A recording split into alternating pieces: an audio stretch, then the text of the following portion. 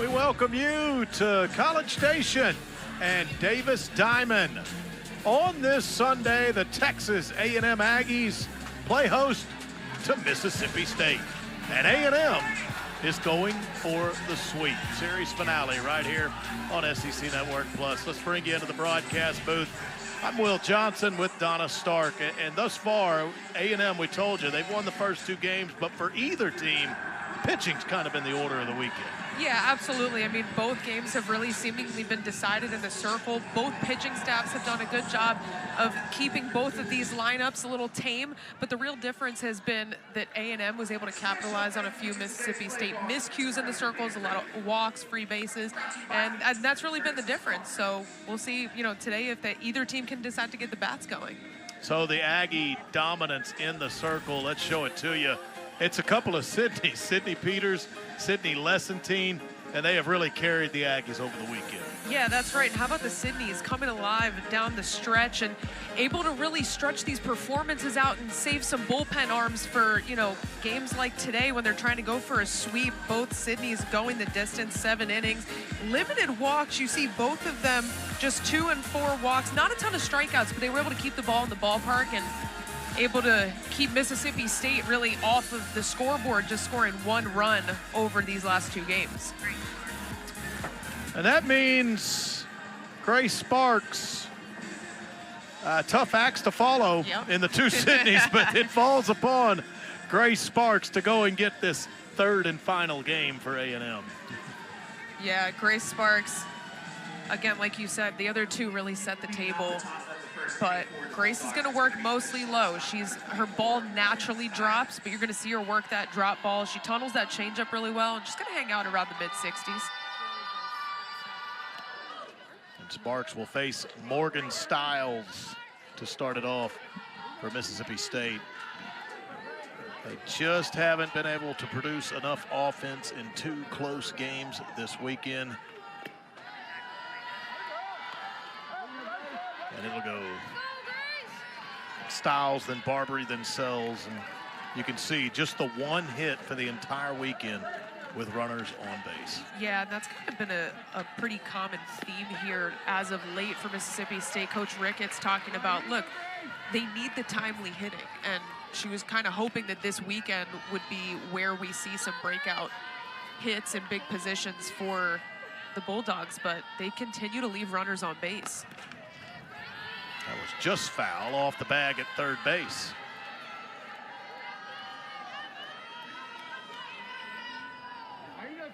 But really, it's both teams. There's just been 14 total hits this weekend, period. Just 7 by the Aggies, 7 by the Bulldogs.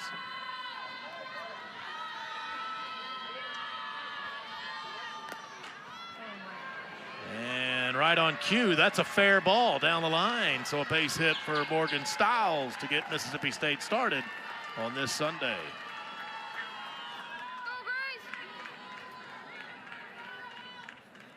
And here comes that need for situational hitting. Even A&M in the win yesterday, they got the shutout from Sydney Lessentine. The Aggies' big inning was in the 2nd. In yesterday's ball game, they got 3 runs without the benefit of a hit in that frame. Right, and that was, it came at the cost of a lot of free passes. You said 13 on the weekend that the Mississippi State pitching staff has given up, and I think that's just a big, mark on what has otherwise been a pretty clean weekend.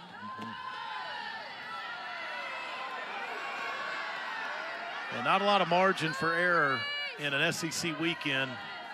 Both teams have been good, but when you're elevated in the walk column like Mississippi State pitching has been, it can be the difference.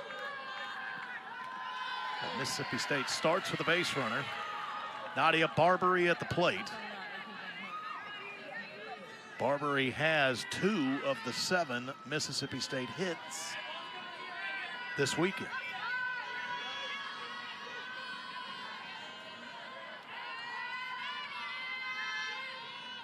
She also has the only extra base hit of the weekend by a Bulldog. And this is very high to center field. Kelsey Mathis went back, then came in to make the easy catch. Well, you know, Will, I was also thinking game 1 and 2, weather has been all over the place. This is the nicest day that these teams have seen here at Davis Diamond. The wind is actually carrying out to the left, like towards left field. So we'll see if that plays a factor today, if the ball's going to carry a little bit more. Yeah, I think some of those gusts are going to get up to around 20 miles per hour today. Temperature is very comfortable, right around 70 degrees, and we should hold there for most of the game. Yesterday, they were delayed for 30 minutes in game. Yeah, a little rain. Tarp came out on the field. Didn't last too long. Kiera set plate with 1 out and 1 on.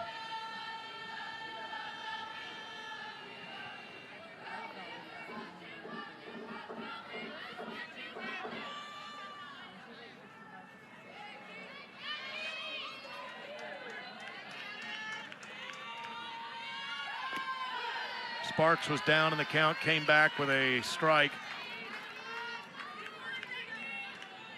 So stays in it.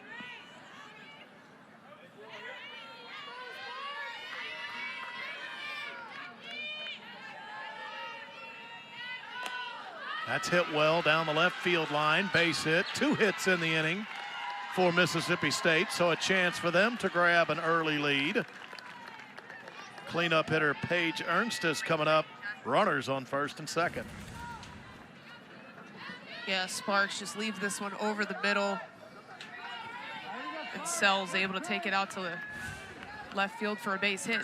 You know, we talk about Mississippi State and the timely hitting and all of that. It starts with the top of this lineup. They are the most productive hitters in this lineup, and they have to be the ones to get it going. So if you're the Bulldogs right now, you got to be happy with this start. 2 base hits. It looks like they're not trying to do too much. Just take what you're given, get runners on base, because that's what they need. They haven't seen a run come across since Friday.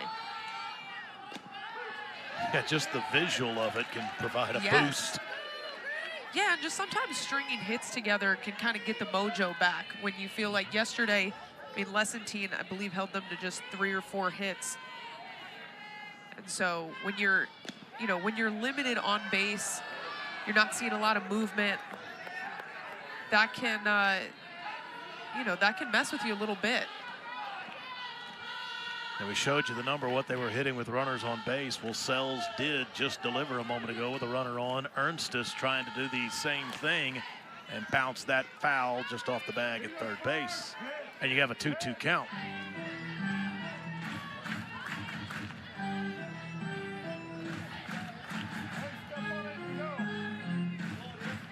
So an early situation, State trying to strike first. Sparks looking for a big out. Shallow left center field. Paisley Allen calling everybody off. 2 down. So Sparks got the out, needs 1 more to strand a couple of Mississippi State runners.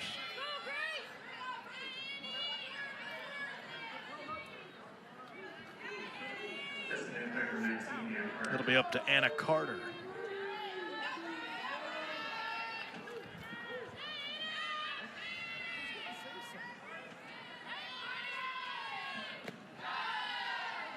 Sparks will usually be in the zone. A strike thrower, just 7 walks all season long, but will allow some base hits. It's now almost 30 innings thrown in this year for Sparks, and it's 36 hits given up with the 2 in this top of the first.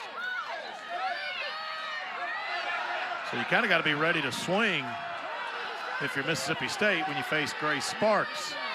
Here's some groans from the Davis Diamond crowd. Yeah, they're on the riled appeal up at about third. that. Yeah. Also, they were wondering about the check swing as well. But it's 2-0 to Anna Carter. The other thing about Sparks is she used to pitch at Ole Miss, so she was right in the middle of the Ole Miss-Mississippi State rivalry in her past. She's familiar. Not sure if she brings some of that rivalry aspect with her here, that disdain for the Bulldogs here to A&M. Hey, as long as they're still on the other side, right? Yeah.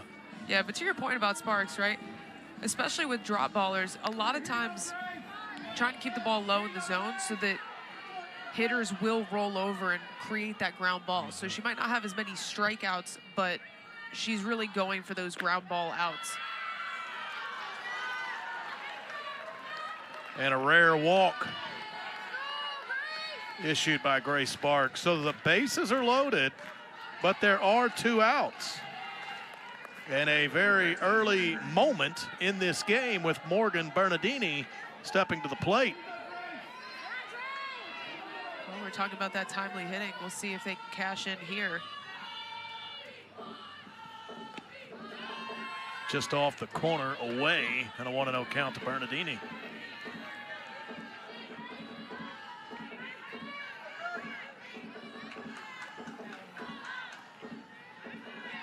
Bernardini, a .271 hitter for the season, but just .191 in conference play against SEC pitching. And home plate umpire Jonathan Hand, he's hearing it early from this Davis Diamond crowd. They wasted no time. The home crowd wants everything to be a strike, That's right. When their team is pitching. Yeah, they're gonna. That one was in, so 2-1.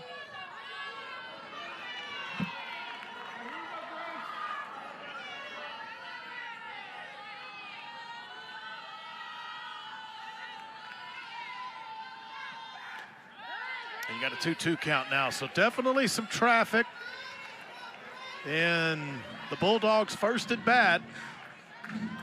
But they just haven't had the big swings this weekend. Can Morgan Bernardini deliver?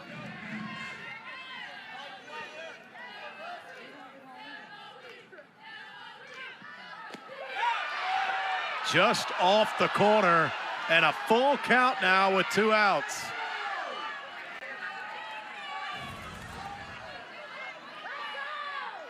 Yeah, the A&M crowd not liking that one, but that's a little bit off the plate.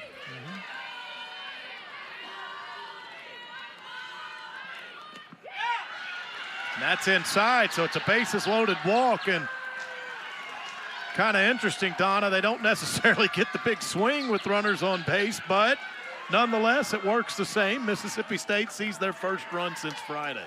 Right, and Will, this is literally just what we were talking about in the open, that Mississippi State did something very similar to this yesterday. That's how A&M was able to cash in.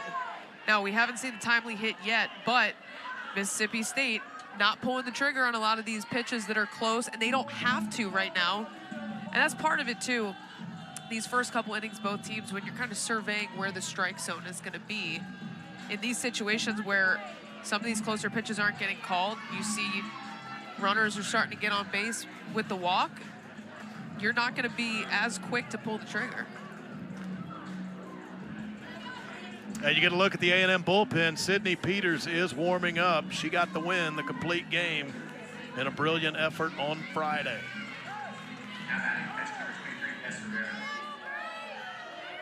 So a bases loaded walk to Bernardini, 1-0 Mississippi State. Here's Des Rivera at the plate, the Bulldog catcher.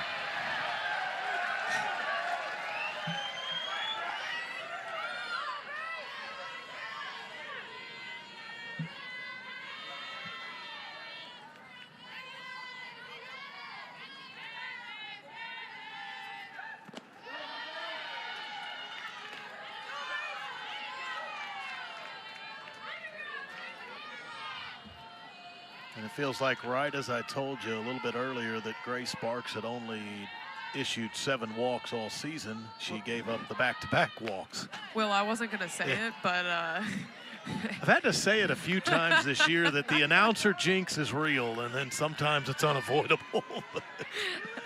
I mean, it's just not fair sometimes. If you were going to say it... I know. You spotlight some really positive things, and all of a sudden it can go the other direction. 2-2 count to Des Rivera.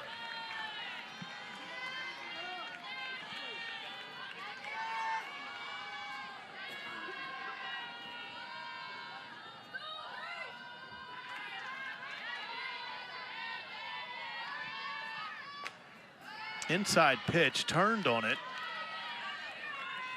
May have been a ball. up and in, but with 2 strikes, you're protecting that plate.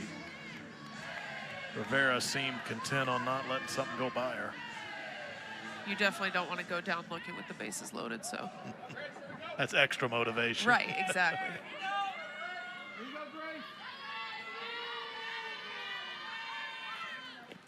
And that's a hit by pitch inside. Got her right on the leg. So 3 straight free passes issued. Another one with bases loaded and a 2-0 state lead. Just like that. This looks like a screwball that got away.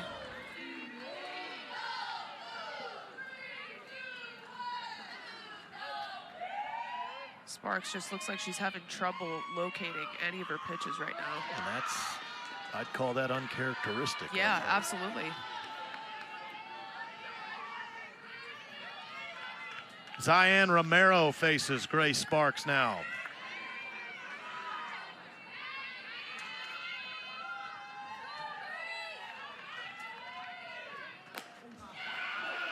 Left field, that's deep. That is over the wall. It's a grand slam for Zion Romero. All of this with 2 outs in the top of the first, and it's a 6-run inning for Mississippi State to start it off. Well, there's that timely hit. That's the one they were looking for. That's the one, and could you draw it up any bigger than a grand slam with 2 outs in the top of the first to get things going for the Bulldogs? Yeah, that up pitch kind of just hangs a little bit too much over the letters. Romero getting all of that. Plates 4.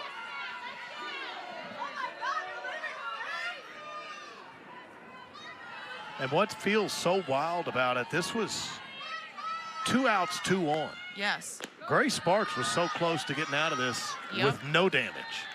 All of a sudden, some control problems and 1 swing of the bat. This thing is 6-0 right away. 9th hitter to the plate in the top of the first, Kenley Keller. Well, again, you look at the scoreboard right now, 3 hits, 6 runs. You just can't feel good about the free passes. There's never a good time to be issuing walks, but especially when they start to stack up like that, walk, hit by pitch. Now, everybody who was on base when the grand slam was delivered, they were on via the free pass. I don't know how much longer that we're going to see Grace Sparks. She just threw her 40th pitch of this inning. And is behind in the count to Keller. Keller has driven that into the gap in left center. She'll round first base, but hold up there. Nice job by Kelsey Mathis getting over to it, but it's another base hit. And the inning continues. Mississippi State will have batted around in the top of the first. You're going back to the top of the order in Morgan Stiles. It's a nice job by Kelsey Mathis cutting that off to just keep that to a base hit for Keller. Looks like Coach Ford is going to make a change here.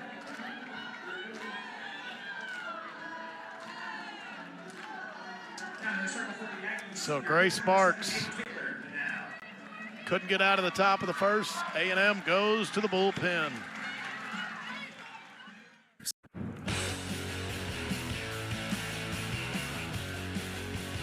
Big swing this weekend. Zion Romero gave it to him. Yeah, how about taking advantage with runners on base? We said coming into this, they were 1 for 20 with runners on base. Put an exclamation point on 2 for 20 with a loud grand slam. And the Aggie starter, Grace Sparks, will just go 2/3 of an inning.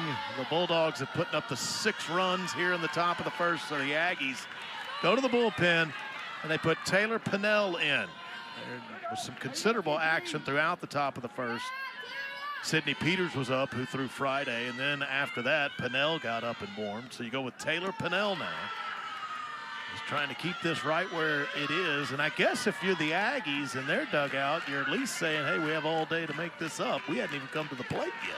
Yeah, that's true. And me and you have been in this booth. We've seen it before. We've seen him come back from from down 6, but again, you don't want to dig yourself that hole, especially not at the top of the first inning. And all of these runs coming on with 2 outs. Yeah. And that's what you stress at this point. So close to a scoreless top of the first, and instead it's still going. The 10th batter of the inning, Morgan Stiles, batting twice this inning. She got it all started with a single.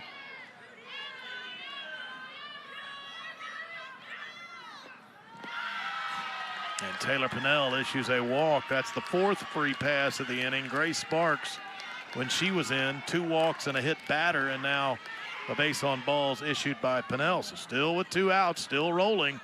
Mississippi State in the top of the first. One credit, like you said, to Morgan Stiles at the top of this lineup for getting something going here, getting a couple runners on base. Now Mississippi State able to cash in on a lot of the free passes, and here they are again. And now's where you can be a little bit more selective in these counts, because A&M is still having trouble finding the strike zone.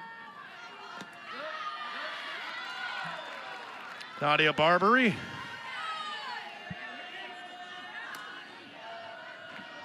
Barbary's one of the outs in the inning, flew out to center field.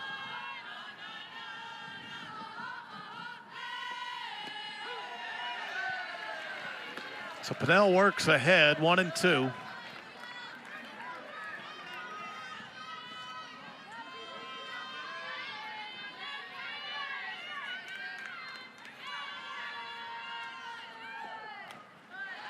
Reached out, was out in front of it on the off speed, but got the end of the bat on it to stay in the count. Fouled away.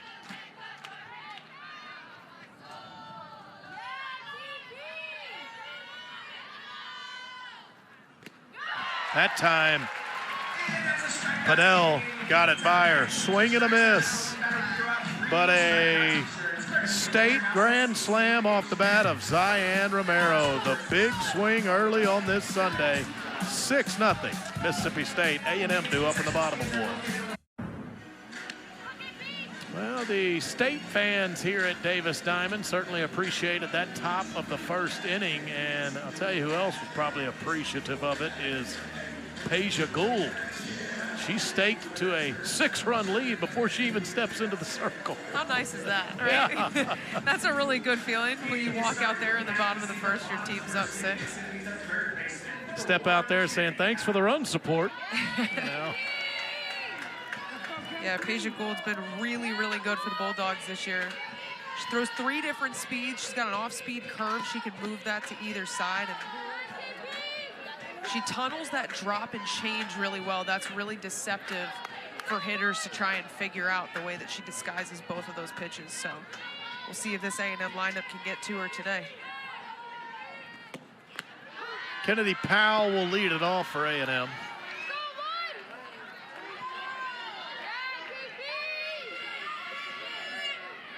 you go with Talon Edwards, the Oklahoma State transfer, and the big hitter Maya Perez, 3rd. And that's exactly what Gould wants after she staked to the lead. Get an out right away. Get the leadoff hitter off base. And Powell on the ground to Zion Romero.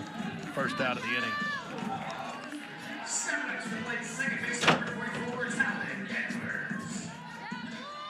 Now, we told you A&M coming in just 7 hits in this series despite winning both games. So not a ton offensively for the Aggies. Talon Edwards 1 for 5 over the weekend. That's kind of surprising for this group, just considering how well they've been doing offensively in this last stretch. But again, sometimes it's just about finding ways to get wins. And you're not always going to have everybody producing, especially when you're facing a pitching staff like Mississippi State. They have just been so good this year. Yeah, for A&M, it's kind of just been finding a way offensively mixed with good pitching. That's what's gotten them both games. But I'm sure if you're in that lineup, they want to ignite in their own right. Oh, yeah. And Edwards hit that sharply on the ground. It was a tough play for Morgan Stiles. Edwards will be on base, and she will be awarded a hit, and I think rightfully so. Nice job by Talon Edwards with 2 strikes. Just sending that the other way. Again, when you're down 6, right, and it's your first ups, you're not trying to get all 6 back right now. You're just trying to get runners on base, get that field going, get some hits, and chip away at this lead. And now it's Maya Perez. She has 2 of the Aggie hits this weekend. One of them's a home run, the 15 homers on the year. But really just a good hitter in her own right. It's not just the power is what I'm saying. I mean, just a good hitter, takes her walks. And in fact, she has been on base in all 45 A&M games this year. That's incredibly impressive. And hit that hard. And that will land. Kiera Sells making an effort for it. Could not quite make the diving grab, so 2 aboard for A&M in the bottom of the first. Make it 46 games that there you go. Maya Perez has now reached base. Streak continues. So 2 hard hit balls, 2 good defensive efforts by Mississippi State, just couldn't quite get the glove on them. Both of them are hits, 2 hits. Edwards a moment ago, Perez right there, and here's the home run leader, Michaela Wark, with 18 of them this year.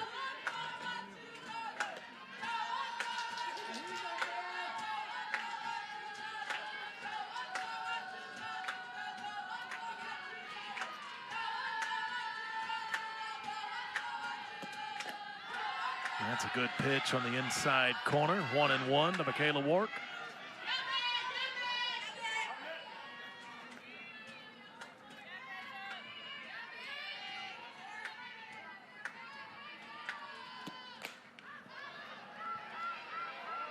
Right field, Sells makes that grab, and there's 2 down in the inning. Mississippi State and Paige Gould will now try to strand a couple of Aggies aboard.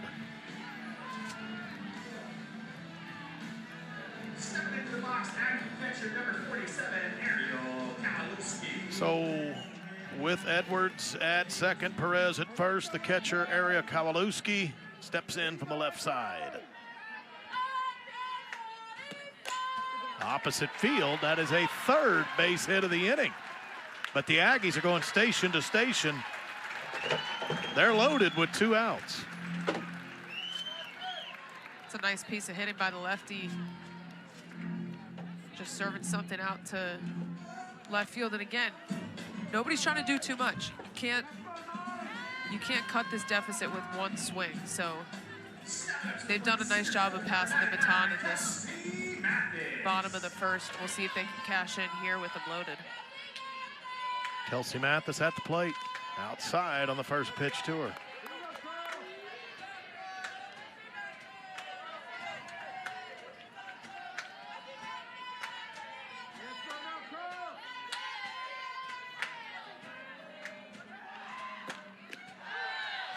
Caught the inside corner again.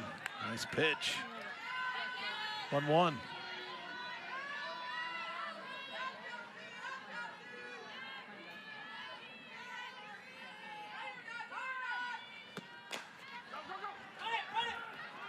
Gonna make a quick throw to first base, Nadia Barbary, and she will get Kelsey Mathis. The Aggies get 3 hits in the inning. They load the bases, but they don't get anybody home. Mississippi State takes a sizable lead to the 2nd inning. Mississippi State, the big top of the first inning. Samantha Ricketts and her club trying to salvage a game this weekend, and she's really got them in position to possibly be a host in the NCAA tournament. That's really one of the reasons this series was so big, is you're kind of heading down the home stretch of the regular season, and you're talking about NCAA tournament positioning. Well, A&M and Mississippi State, they both feel like they could host at least a regional in their home parks. That's the position Samantha Ricketts has stayed in. That's really where you want to be headed down the stretch. Put yourself in a position to host a regional, because there's nothing like being home an extra weekend. Both of these squads have 2 more SEC series left after they're done here in College Station. And then it's the conference tournament, then it's Selection Sunday, and that's another hit batter by an Aggie pitcher. Taylor Pennell hits Kiara Sells.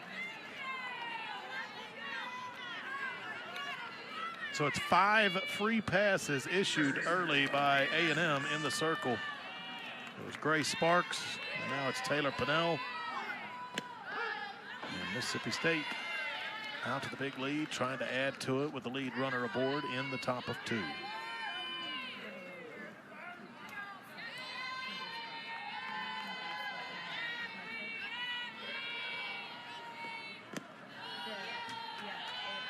Low and a 1-1 count to Paige Ernstes.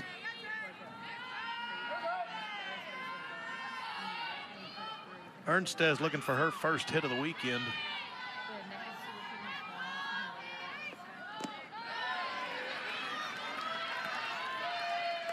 Only started one of the games. This is their second start of the weekend, not all 3 of them.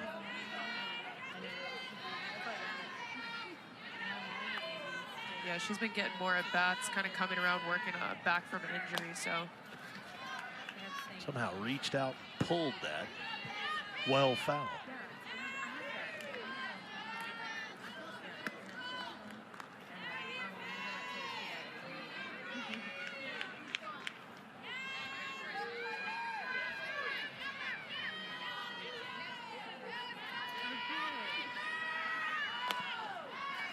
Hit that hard foul, pull side again.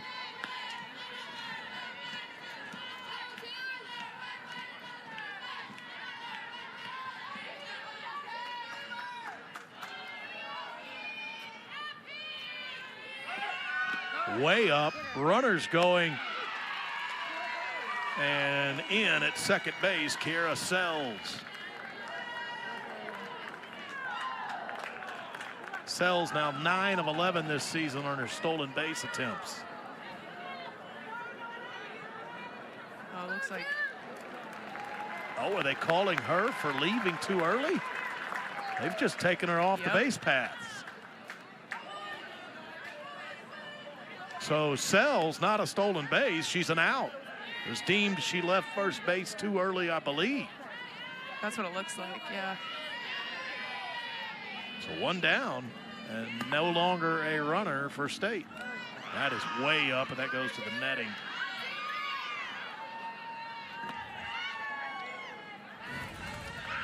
So here's another look at it.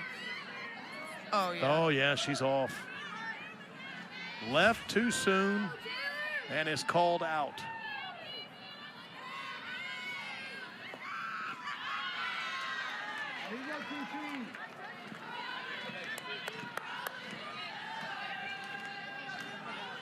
Another full count.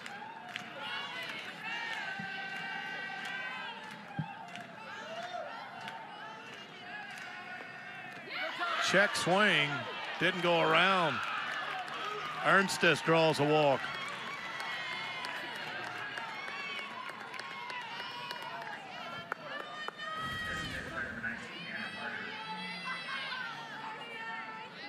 Good call. Yeah, she held up.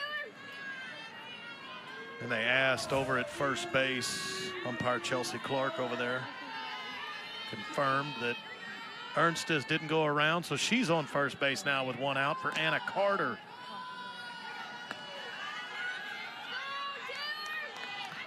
This is where it went south on the Aggies in the top of the first. It was Carter who walked, then Bernardini walked. After that, Rivera was hit by a pitch, and then Romero delivered her grand slam. So it was Carter who kind of started that onslaught for Mississippi State that was helped along because of the free passes.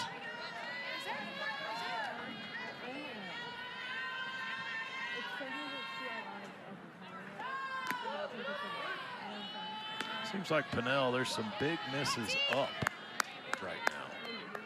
Yeah, especially she's missing up on the right side, and it looks like low if she's going inside on a lefty. It's down the line, but that's going to go foul. You know, something interesting that Coach Ricketts was saying earlier was about getting this Mississippi State team to get their best cuts off earlier in the count. They haven't had to do that today. And until this A&M pitching staff is able to locate, they can sit back and wait and get deeper into some of these counts with, again, a lot of these counts, another full count. Yeah, you go in with that game plan probably expecting the Aggies to throw strikes. Absolutely. But you almost have to adjust because they just haven't found the zone. And that's another up, way up. And another walk.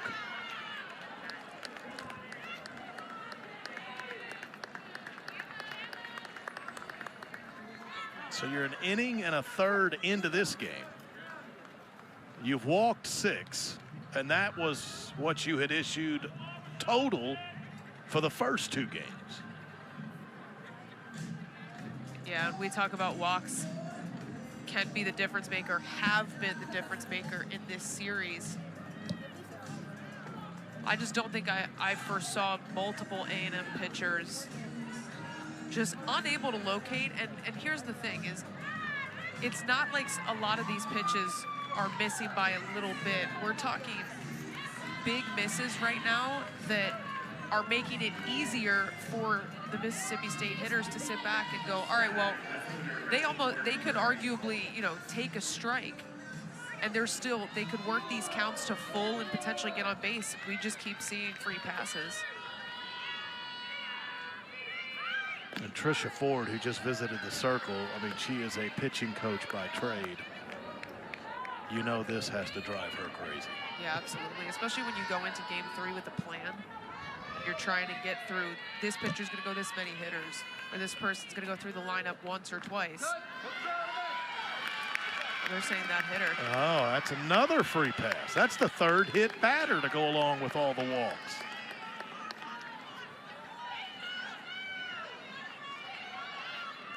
And the thing is, A&M, they've already won the series. They're going for the sweep today, but if you were in the mind of Trisha Ford right now, none of that would matter. No. You wouldn't know that the Aggies have secured a series win at this point with the free passes that she's watching go by. No, the other issue, too, becomes you can't even let your defense work in this scenario. The defense is just standing out there waiting for something to happen as well.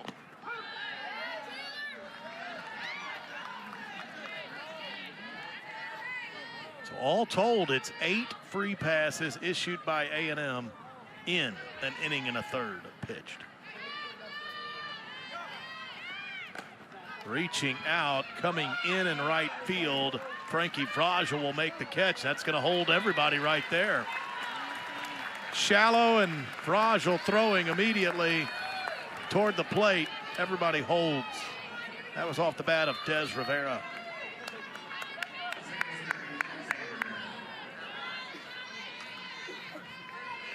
And that brings up Zion Romero.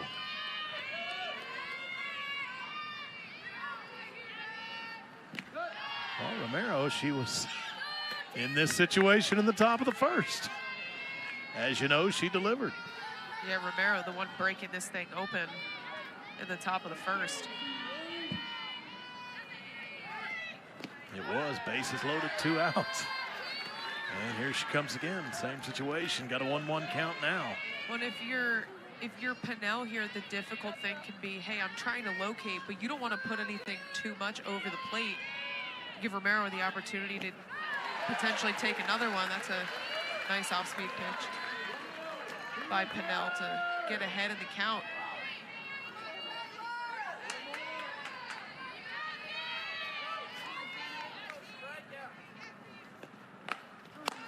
Ripped right at Kennedy Powell and a nice backhanded catch.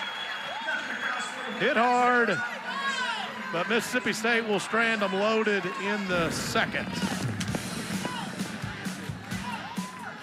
Zion Romero twice with bases loaded, twice hit the ball hard, one a grand slam, one caught. Trisha Ford certainly having a few conversations with the pitching staff for the Aggies here. She handles the pitchers as well. All of it's gone pretty well this season, just not necessarily today. She's got the Aggies in the hunt for a conference title. And you don't want to get too far ahead of yourself, but A&M, a game behind Oklahoma and Alabama for first place in the SEC. A&M hosts Oklahoma in the final regular season series here at Davis Diamond in a couple of weeks, and things start trending, continue to trend the way they are. Not out of the question that a conference title could be on the line, Donna. Could be a very big series here. Big weekend in College Station for a couple weeks. Bunch of things going on. Potential SEC regular season champs could be decided. We don't know. There's still time left, but. Well, A&M, they were close last year to the regular season title. Right. Didn't quite get it, but then they went to the SEC tournament. And they were set to face off against Oklahoma in the finals in Athens, Georgia. Yes. And then the finals of the bracket, but it got rained out. They couldn't play it, and they awarded A&M and OU co-tournament titles since the game could not be played. That's a base hit by KK DeMint. The Aggies have the leadoff hitter on in the bottom of the second.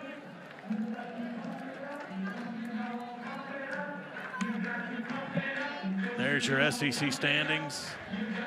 Alabama, OU 14-3, A&M 13-4, and you could probably still say Florida, Texas, Tennessee maybe in the hunt as well. Home stretch in the regular season. And this is the time of year I always say that you feel like something rides on every pitch. It all gets elevated once you get late in the regular season, then you head to your conference tournaments, then the NCAA regionals and supers and the College World Series. Nobody is covering first base on a bunt laid down by Paisley Allen. 2 Aggies aboard with nobody out.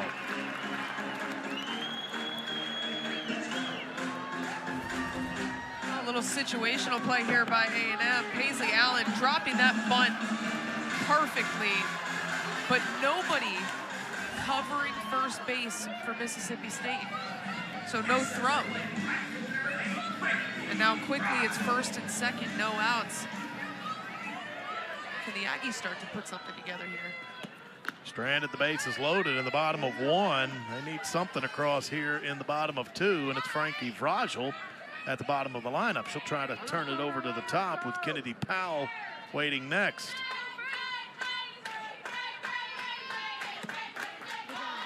Pretty good swing, and that'll land in center field. Well, there were 3 hits by the Aggies in the first inning. They didn't get a run. They've got 3 hits this inning. Still looking for that first run of the game, but nobody is out in the bottom of 2. Well, like you said earlier, they continue to go station to station, and it's really just been based on the fact of where these balls have landed that Mississippi State been able to get behind every single one. They've just kind of landed in shallow. A lot of these are landing in shallow left field. So not able to do too much there in the ways of aggressive base running. So bases loaded, nobody out. Back to the top of the order for A&M and Kennedy Powell. And Peja Gould wanted a conversation, it appears, with home plate umpire Jonathan Hand. I thought it was Paige Ernstes, who was playing first base, summoned Jonathan Hand out to the circle to have a conversation with Peja Gould. Now, whatever that conversation was about seems to be settled. And right away, Kennedy Powell, a single up the middle. Paisley Allen had to hurdle that, and once she did, headed to third base and scoring. KK DeMint 6-1. Look at this. That's a great piece of hitting by Kennedy Powell. Look at that hurdle at second base by Paisley Allen. That's impressive stuff. And now quickly, it feels like Texas A&M able to gain some momentum here. First 4 Aggies to the plate in the bottom of the second have all gotten a hit. They're all singles. A&M has 7 hits in the game already. They're all singles. Mississippi State's leading 6-1, but the Aggies have out-hit the Bulldogs 7-4. Davis Diamond and the Aggies in general starting to come alive. When you start to see bubbles here at Davis Diamond, you know things are starting to get a little more energetic. Yes.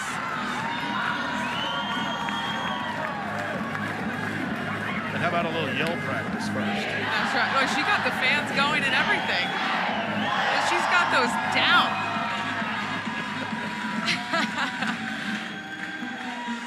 Somebody getting the... As if this place weren't energetic enough. Right. Maddie Sawney with the quick yell practice. We've heard she's just a ball of energy Yeah. for them in the dugout. Getting the crowd fired up even more than they are. Well, now it's Talon Edwards. The Aggies are just trying to pass the bat to the next hitter, and there's nobody out in the inning.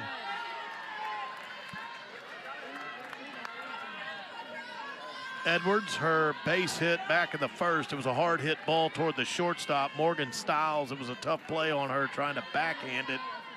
Stiles knocked it down, kept it on the infield, but there was no chance to get Edwards. So Talon Edwards, a base hit already in this game. Way out, and it's 2-0 to her.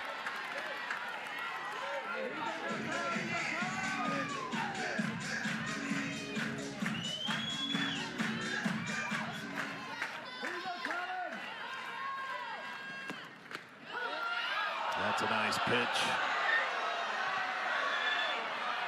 Little breaking ball for a strike.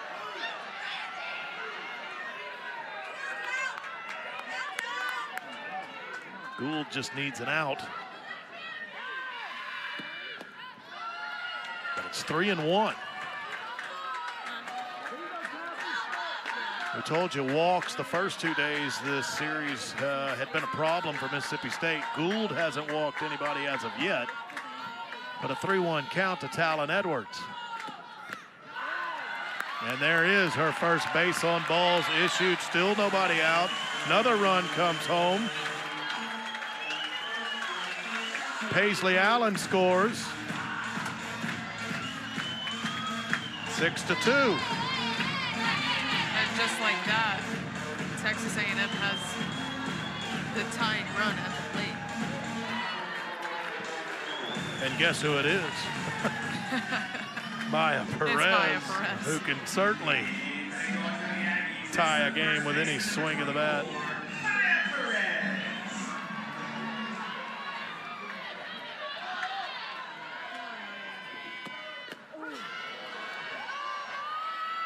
Starts her off with a strike on the outer half, 0-1.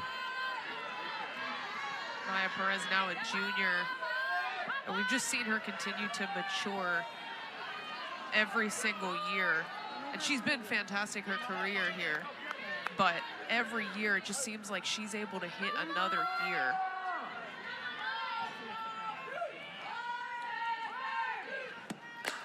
Perez right on cue, ties it with one swing.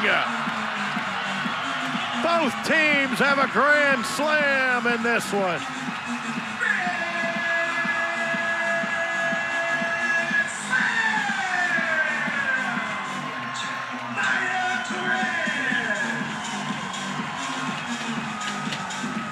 Well, there's that other gear we're talking about.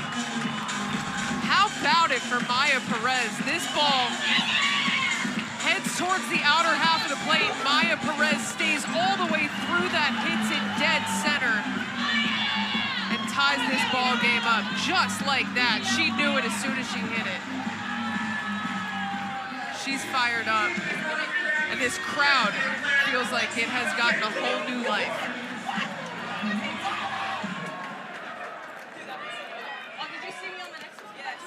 My goodness, now it's Michaela Wart, the home run leader.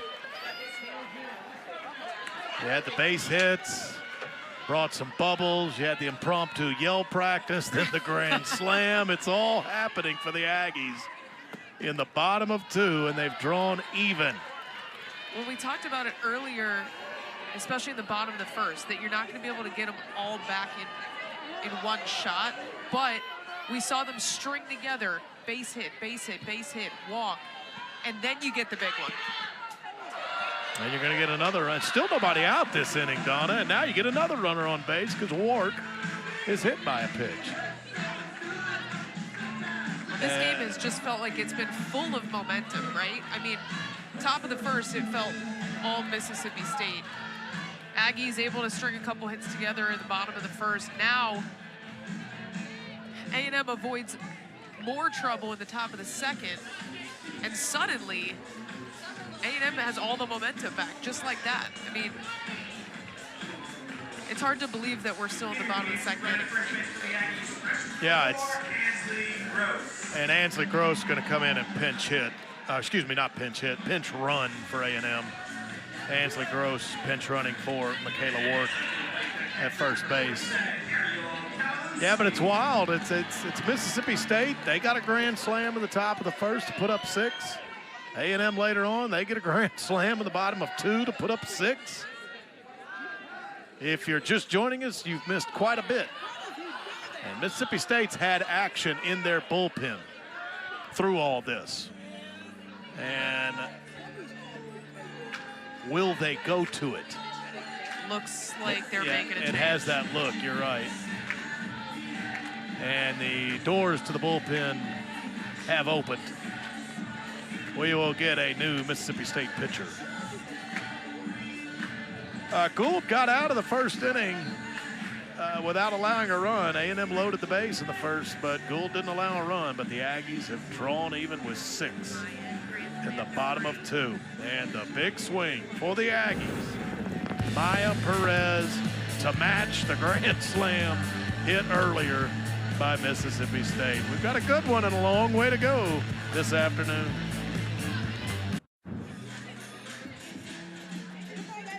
Well, offense is the order of the day after pitching had held throughout the weekend.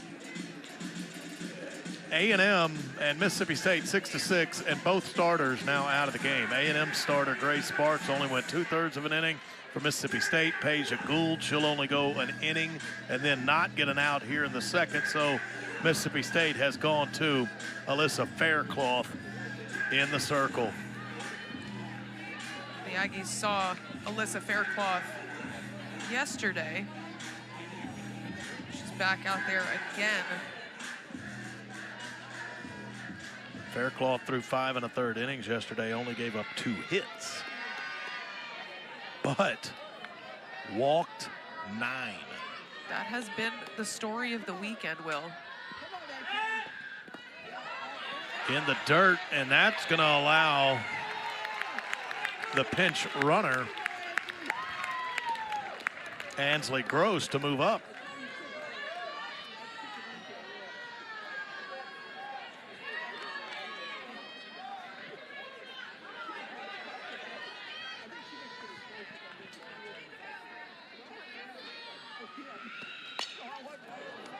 Off speed, and Ariel Kowalewski out in front hit it foul. Well, Faircloth, this is really tough. Tunnels the fastball and change well. That's really deceptive for the hitter. She's got changeup and curve that she'll continuously go to, and she can also work up and down. So if you're an A&M hitter, she's got a lot that can keep you off balance. She's also a lefty, so just a different look from Gould as well. Now has Kowalewski down in the count, 1-2. Kowalewski singled back in the first inning.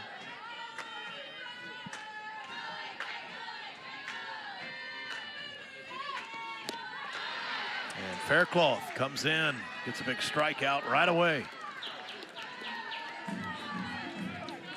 That's a nice job by Faircloth coming in, slowing the momentum a little bit. Goes to that curveball again.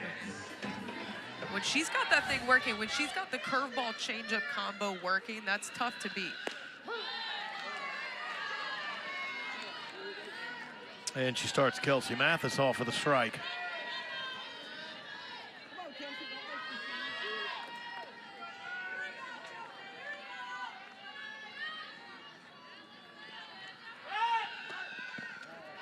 That's in the dirt, well out in front of home plate, and Gross is going to take another bag as a result of it. Gross pinch ran and then goes to second and then third on wild pitches. It looked like Mathis was showing bunt, pulled back because that pitch was so far out in front of home plate.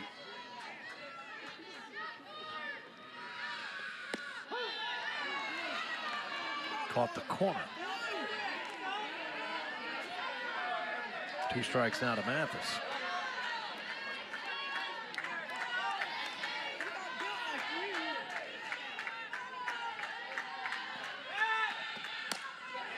Reached out, got it through the left side. The Aggies have the lead. Mathis drives home Gross.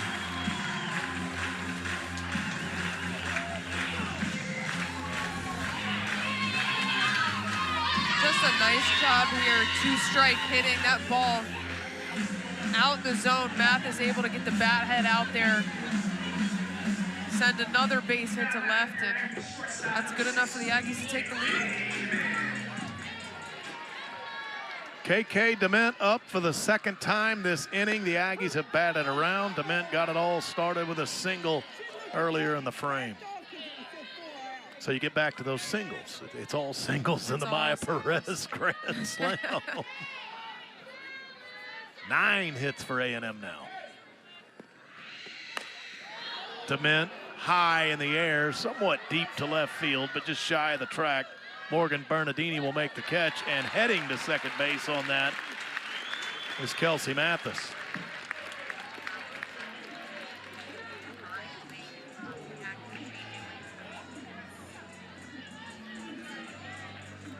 So 2 down, Paisley Allen coming to the plate.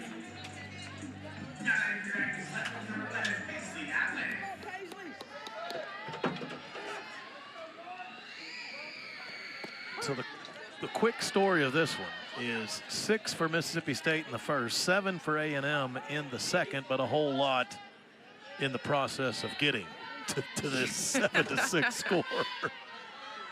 There's a lot you could dig into. And Allen deep to left, and that's gone.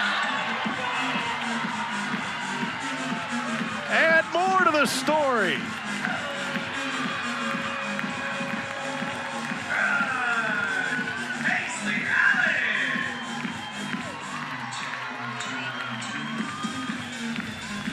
We talked about how potent this A&M lineup can be. That one hangs over the middle, a curveball that just headed middle, and Paisley Allen sends that one to left center. Just like that, A&M has 9 at the bottom of the second. Remember when we came on the air and said it's been a pitching dominant weekend? I sound like anybody who didn't watch the first 2 games, like, you must be crazy. Yeah. The first 2 games, if you total it up, was 8 total runs by both teams on 14 total hits over 2 days. You've got 15 runs today, 14 hits today already. Tons of free passes out there as well. Just the complete opposite of everything that we said in the open. And we said, you know what I did say? Will we see the offenses show up today? And well, you have your answer. We have. Asked and answered. And also, if you just tuned in, you almost wouldn't believe that A&M trailed 6-0 right away. And this is a bottom of the second that just won't quit. Frankie Vrajel a single. Frankie gets her second hit of the inning.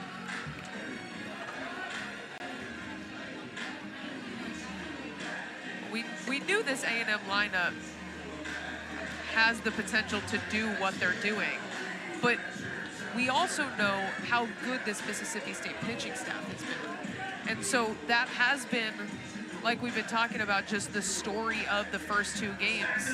We haven't seen this kind of potency from Texas A&M, but they saw that 6th spot in the first inning and said, hey, we got to do something about that. They keep on swinging. Kennedy Powell. A base hit for her, and Fragile goes first to third.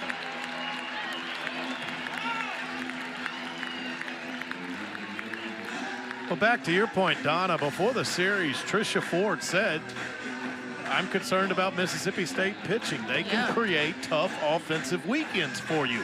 And yeah, for 2 days, pitching was the order of the weekend, but today the Aggies just really having no trouble. I mean, you're talking about an inning and 2/3 in of A&M at the plate, and they have 12 hits. Right.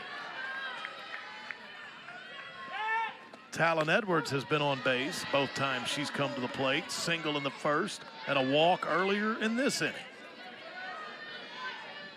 That walk came with the bases loaded, so it generated an RBI for her.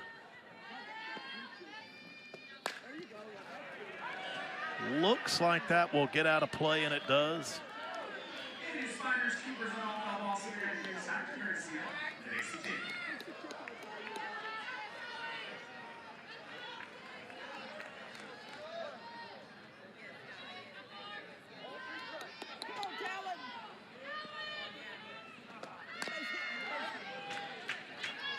Kennedy Powell was going from first base on that pitch, but a foul ball by Talon Edwards will send her back.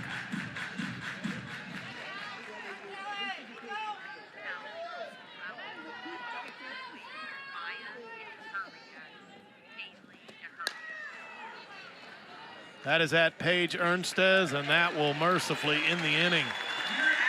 But it is a 9-run inning for A&M. They take a 9-6 lead. Maya Perez, a grand slam. That tied it at 6. Paisley Allen, a 2-run homer in the inning. The Aggies rolling after being down 6-0. Lead now, all of a sudden, and they're going for the sweep, so they're going to go back to their Friday starter in Sydney Peters. Yeah, Sydney Peters looked fantastic in the circle, going the distance Friday night. 4 strikeouts. She had that curve and rise ball really, really working for her. She's just got elite spin rate. When she is doing what she does well in the circle, she has some serious movement. Very deceptive. A lot of her pitches can throw off opposing hitters. And you just look at how well she did on Friday night. Of course, the Aggies going back to her today, see if she can do the same. One pitch, swinging, Kinley Keller, and it's a fly out to Paisley Allen. And here's that look back at Friday on Sydney Peters. Goes the complete game to get the win. And just the 1 run allowed. Just 4 hits, 2 walks, 1 hit by pitch. Look, limited free passes will do that, but, you know, that's what the story will. In getting that win, Sydney Peters in conference play against SEC opposition ran her record to 5-1. And in conference play, a 2.87 ERA. Morgan Stiles in the top of the order for State.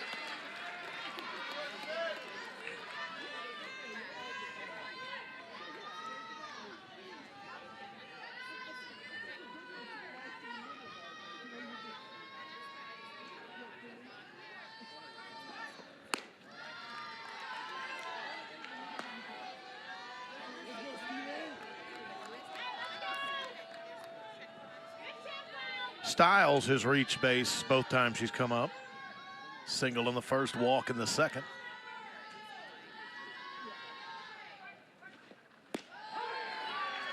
The pace we're on, it feels like everybody's going to get about 7 plate appearances today, right. 1 per inning. Both teams have gotten 2 per inning, I believe. And both teams, Mississippi State batted around in the first, A&M batted around in the second. Oh, but Peters trying to calm this thing down, quickly comes in and gets 2 outs. big strikeout. Peters working ahead in the count, gets that rise ball to go.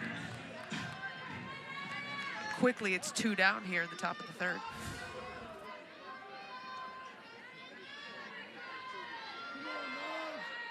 Nadia Barbary steps up. Swing and a miss on the first pitch to her.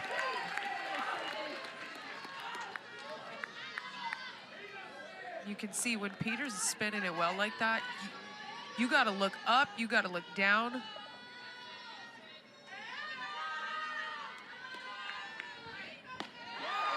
Up and in, and another swing and a miss by Barbary. That rise ball can be so deceptive. And you look, that first pitch, down and away, next pitch, up and a little in.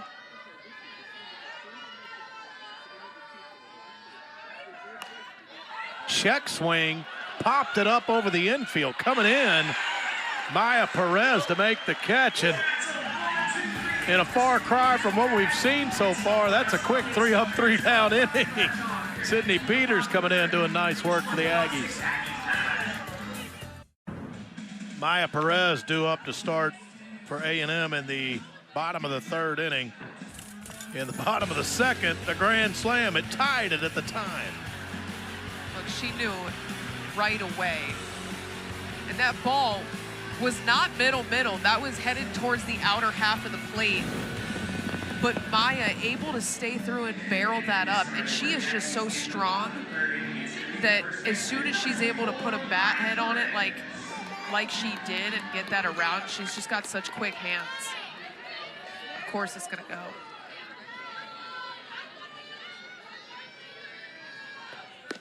That's the thing, Donna. I think some people call her a power hitter. I think she's just a great hitter, and the power comes with it. Agreed. And that's why you talk about she's been on base. Yes. All 46 games right. that A&M has played. Hard cut there. She may have wanted another one. Yeah, I think so. But especially, like, you look at her numbers, right? She's hitting well over 450 on the year. That's average. So she's not just a home run or strikeout. Hit that hard, but foul. Watch out, Hef. Yeah. We've had one Aggie hurdle a ground ball today. Oh, I had to get another one, too. Get those feet up. Look, he's like, not today. Yeah, not off the bat of Maya Perez. Come on. That'll sting. That's some exit velocity. Yes. 72 off the bat on that one. You don't want that off the ankle either. Went up. That's a big pitch by Faircloth. Ended up striking her out swinging. Yeah, that's a great pitch. Faircloth goes back to the rise ball. Maya wants it, but that ball just skips up. It's a big strikeout. So Perez, after her single and her grand slam, a strikeout victim. Here's Michaela Wark. Wark today has flown out to right and been hit by a pitch.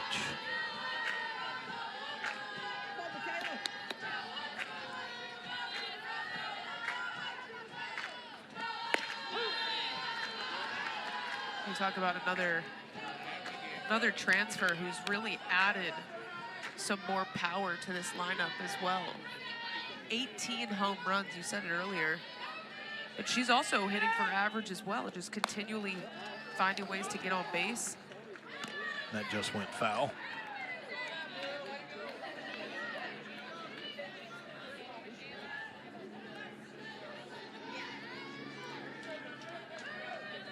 You know, talking to Coach Ford, Michaela Wark, this is really one of the first seasons that she's fully healthy. And it's, you know, it's nice when you can put together a good year. But Faircloth, again here, goes to the rise ball.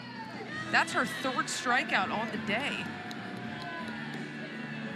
This third inning is just flipping the game on its head. It really is. We had much more time to chat in the earlier innings. But look at that rise ball. Faircloth has that working so well.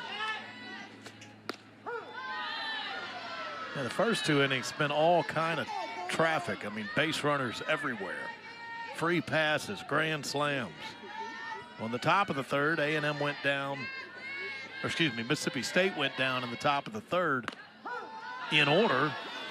And now Faircloth is trying to do the same to the Aggies in the bottom of the third.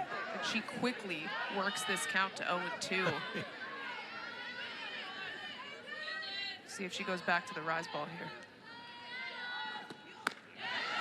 And she struck out the side. A&M 12 hits through the first 2 innings. In the third, Faircloth strikes out all 3 of them to the plate. Not just all 3 of them, it's Perez, it's Wark, and it's Kowalewski. Faircloth goes back to the rise ball again. That's her 4th on the day. All right, so in that 3rd inning, pitching made a stand. It's all offensive through the first 2 innings, but then Sydney Peters went 1, 2, 3 through Mississippi State in the top of the 3rd. And then Faircloth returned the favor on A&M. Alyssa Faircloth went 1, 2, 3 through the Aggies in the 3rd, striking all of them out. So pitching has arrived again. Here we go to the 4th inning.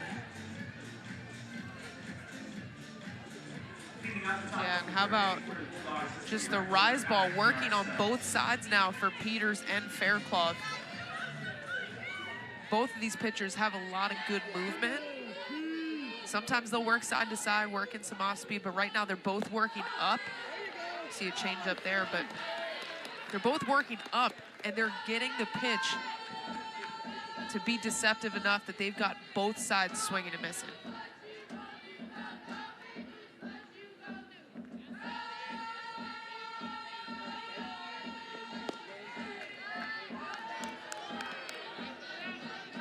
So Kara Sells leading it off, top of 4.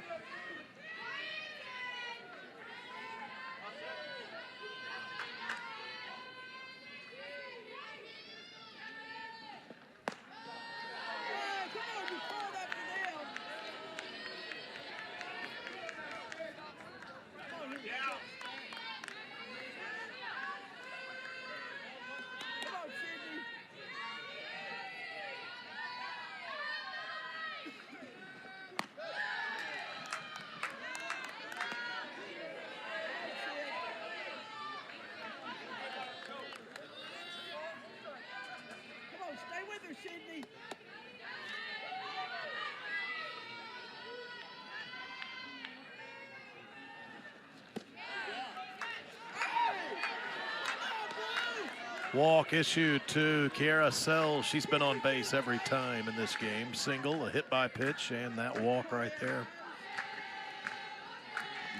So Mississippi State, they were out to a 6-0 lead right away, but they play from behind now as we approach the midway point of this one. Paige Ernstes will come up to face Sydney Peters.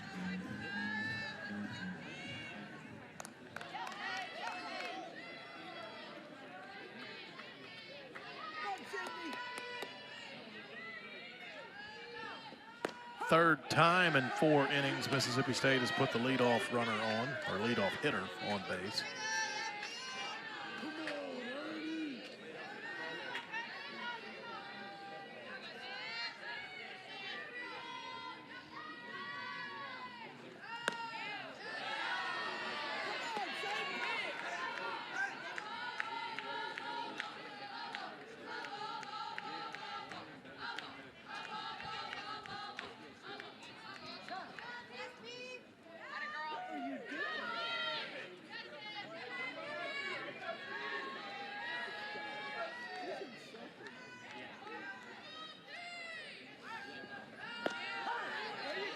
Inside corner for a strike, 1 and 2.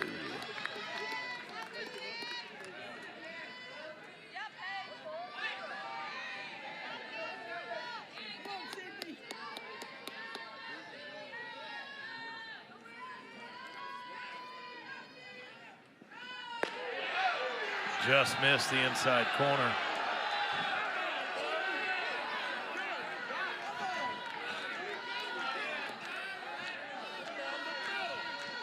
Yeah, the 12th man did not like that one.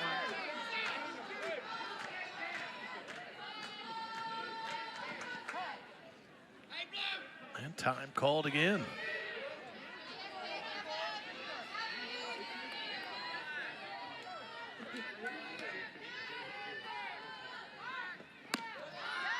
Full count now. Arnstis has done a good job of went from being down in this count, working it full, staying patient.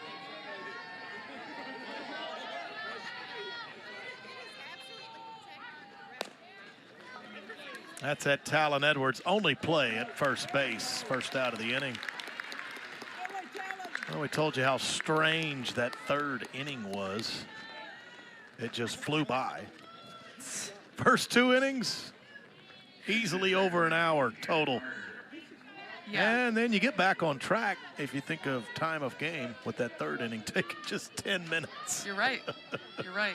Felt like we had to catch our breath after that third inning of how fast we moved. No. I mean, we thought every hitter today was going to bat in all 7 innings. That's where we were. Yes. At one point. That is what the first 2 innings were shaping up to be. Everybody was going to get 7 plate appearances today. The third inning solved some of that. On that ground out by Arnstis, Sells went to second base, so Carter hits with a runner in scoring position. Anna Carter has walked twice already in this one.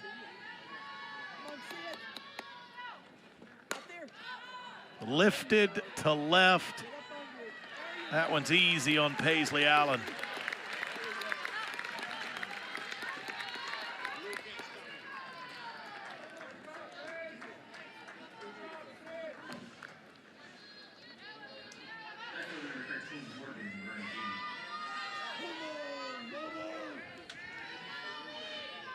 Morgan Bernardini at the plate.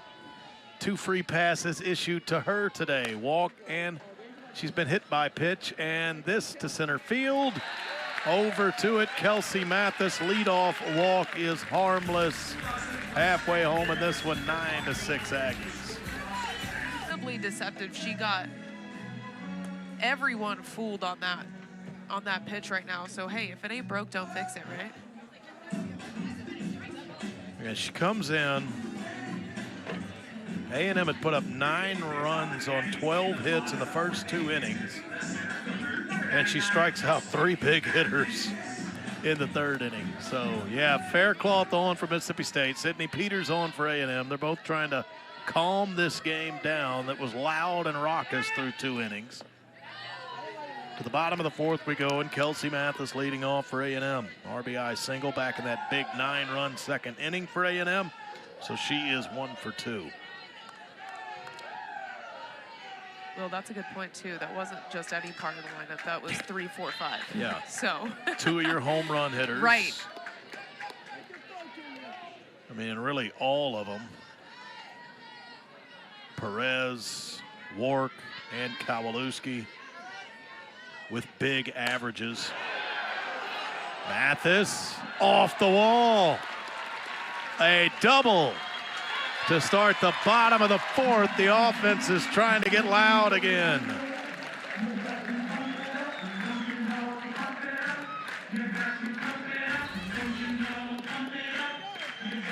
That curveball just sat over the middle again. Kelsey Mathis drills it to left center. Just hits the base of the wall.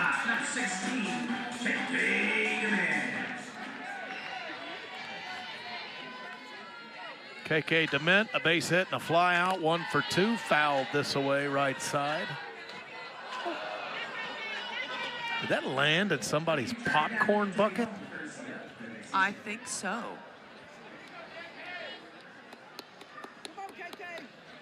It's quite the catch if they did. Think about it.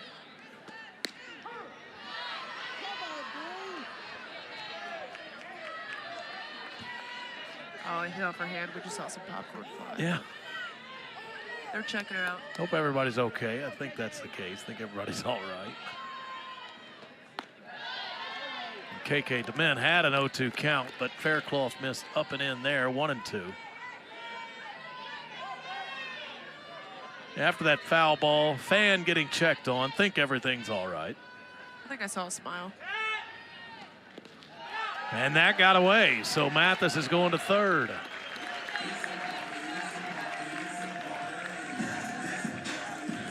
just like that, KK Dement back in this at bat. Count even at 2-2.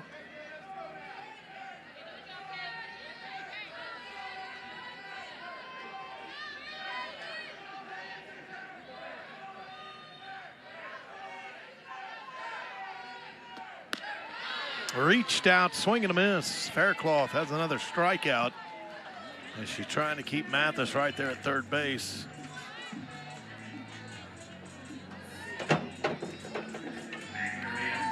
Considering how much Faircloth threw yesterday, she has been so impressive coming in relief today. That'll get out of play.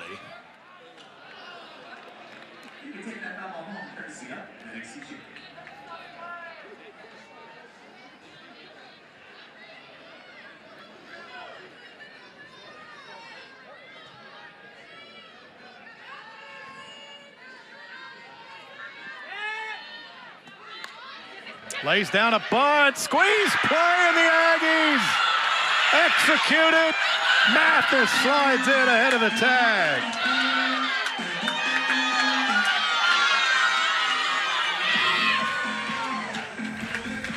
You want to talk about execution. Paisley Allen's second bunt of the day that she has just placed perfectly. Gets down the line, squeeze, she pushes it towards first base, which is exactly what you want when you're sending a runner from third. Mathis able to slide in safe, Paisley Allen safe at first base. She's been incredibly productive at the plate today. That's 2 bunts and a home run. I'll say this, I loved the effort by Faircloth, diving and trying to flip with the glove. That's all she could do. Made it as close as she possibly could, but it was executed so perfectly. You just weren't going to get Mathis after Allen laid down the bunt. And now a chance for 2, and Mississippi State turns it. That'll get them out of the inning, but the Aggies add another run, 10-6, A&M. Picked up for that one. In Athens, A&M, a game out of first place in the Southeastern Conference standings, and then behind the Aggies, Florida, Texas, and Tennessee. We told you, we referenced it, A&M and Oklahoma here at Davis Diamond, and the final weekend of the regular season. And an update for you that Georgia, they beat Texas today. So that evens that series at 1 game apiece, and Texas and Georgia will decide that series in Athens tomorrow with mic'd up Monday. Right away, swinging was Des Rivera, and she pops up. That makes tomorrow's deciding game 3 all the more interesting.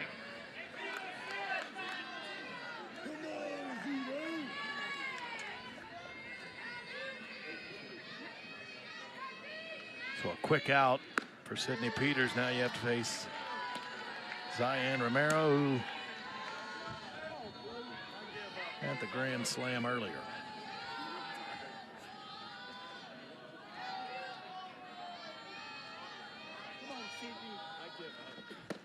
Six-run top of the first for Mississippi State today.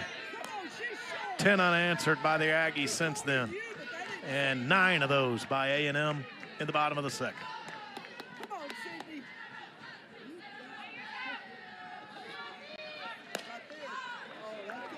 Skied again here, calling for it. Talon Edwards, Sydney Peters. She has really calmed this thing down. She's having a brilliant weekend, not just Sunday. Remember, she threw a complete game on Friday. She's having a brilliant weekend here against Mississippi State. Yeah, if you're a coach for it, you got to be so happy with the production you're getting out of Sydney Peters, especially this weekend. We talk about every weekend's important, but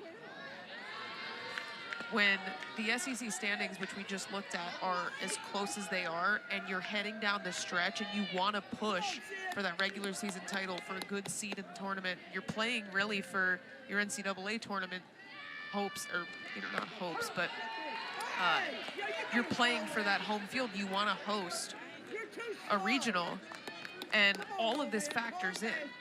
And so it's a separator, and when you're this close to the top of the standings, you're just right outside of first place. Every game matters that much more. And that's why this series just felt so big. Yes. A&M and Mississippi State, you could have said both coming into the weekend would be on the so-called hosting bubble. Yep. Both have a chance to host. And you thought the winner of this series would get a leg up on that. The Aggies have already won the series. Oh, Paisley Allen was going to reach over the wall and try to make an amazing catch. She's done that before this year. Some amazing catches in the outfield. She was going for another one on that foul ball. But A&M has won the series. You got to like their chances to host. Mississippi State, if you're on the hosting bubble, you can ill afford to be swept in a situation like that if you want to get a regional to Starkville. But that is why this series felt so big coming in. And the Aggies trying to really boost their resume while putting a dent in the resume of Mississippi State.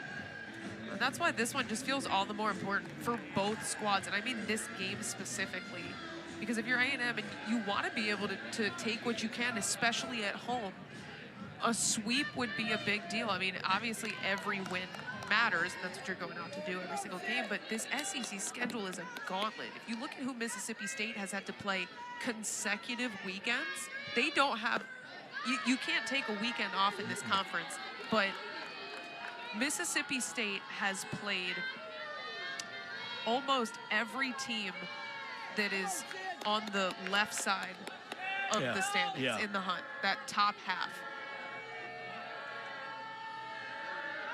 And you just don't get those breaks.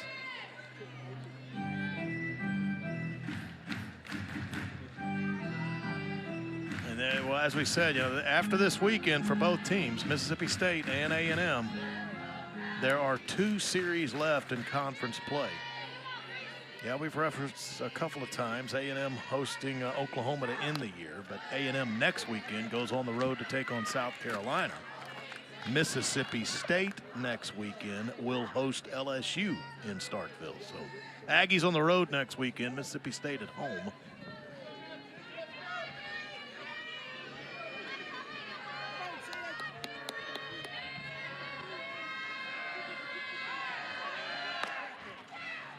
Keller, I mean, she has turned on a few pitches. She got that to leave the yard, but well foul.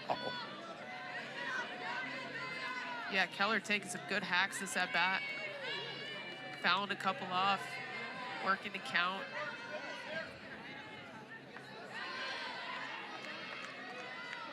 Keller's 1 for 8 in this series. Turned on another one. On a line, hit it foul.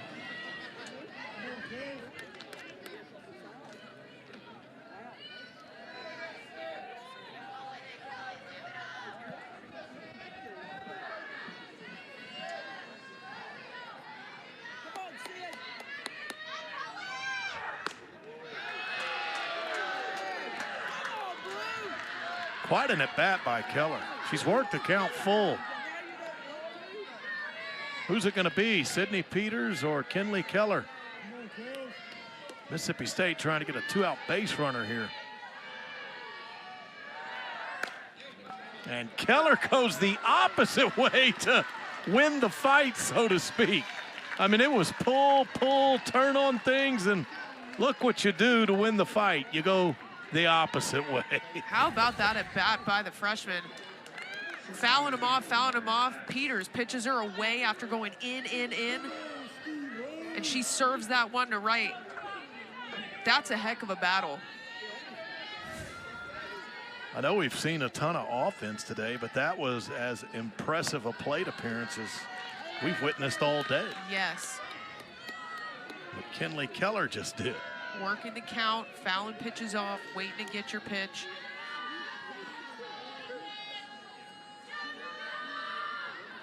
It's the 5th hit of the day for Mississippi State.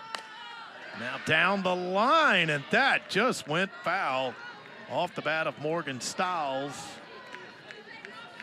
Would have been 2 aboard with 2 outs. Stiles has a hit today. Single back in the first inning. The Bulldogs showing some fight here with 2 outs. Putting some good swings on these balls.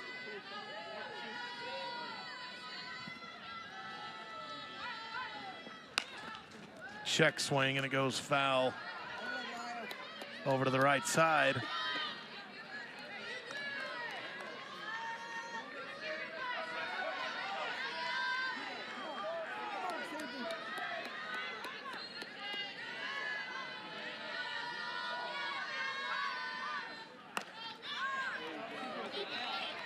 It's going to be all pop-ups to the infield for the 3 outs this inning. Pop-ups to short, then, to third, then second, then short. That ends the inning. Here's the Mississippi State resume. RPI right now at 18. That's kind of why we say they're on that hosting bubble. Yep. If it improves, you like their chances. If it doesn't, if it drops, they're probably a 2 seed in a regional on the road somewhere.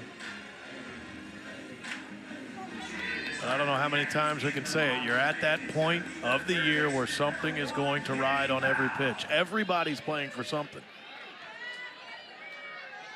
You could be playing for a conference championship. That's kind of where the Aggies are right now, playing for hosting.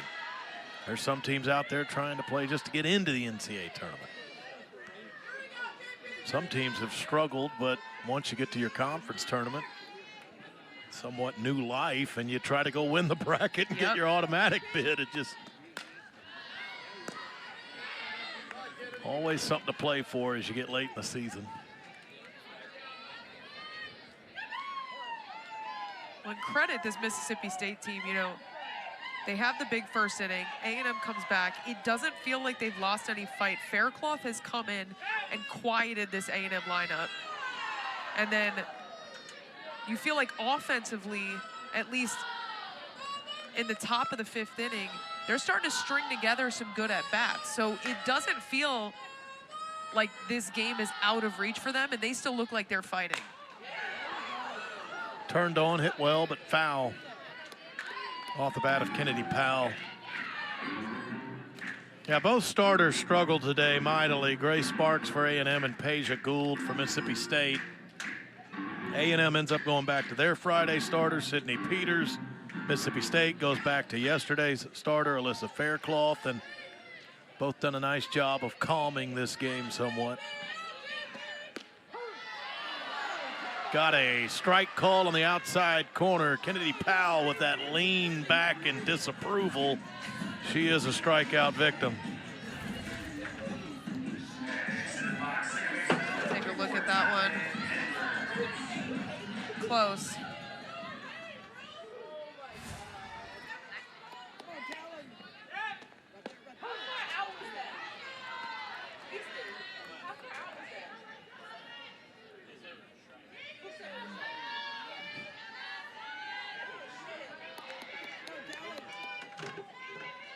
Talon Edwards, single, walk, and a ground out to first base in that order. That looks like it'll get out of play. Nadia Barbary was giving it a look, but the play is made in the stands. Nice catch. Way to track that. I love just the good old-fashioned handshake, and congratulations on the foul ball here at the park today. I imagine that came with a well done, young man. Yeah. Oh, look out. It was inside and looked like it was on a path to hit Talon Edwards, maybe in that front leg, but scooted out of the way of it.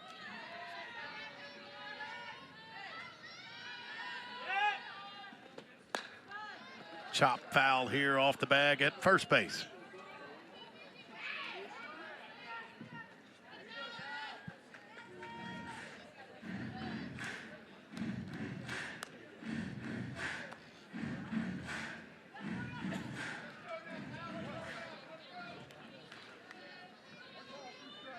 So a 1-2 count to Talon Edwards. Aggies looking for a base runner in the bottom of the 5th.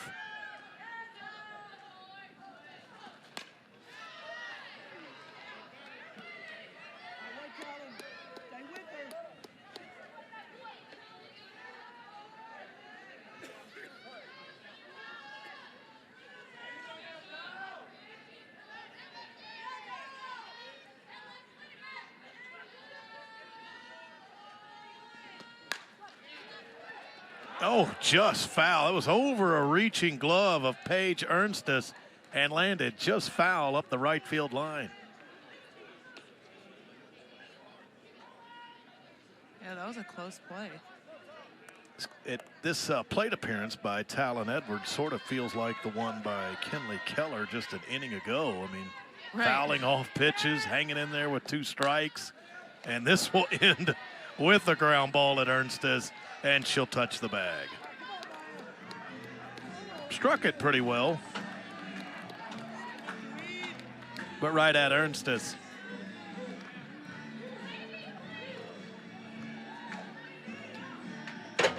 Maya Perez coming to the plate to face Alyssa Faircloth. Perez, the grand slam in the second. She's 2 for 3.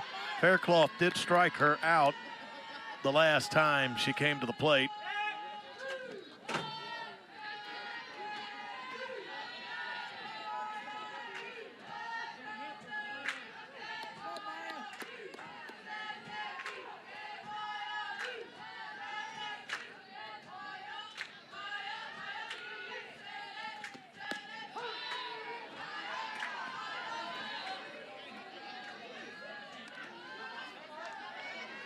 One and one after that caught the inside corner.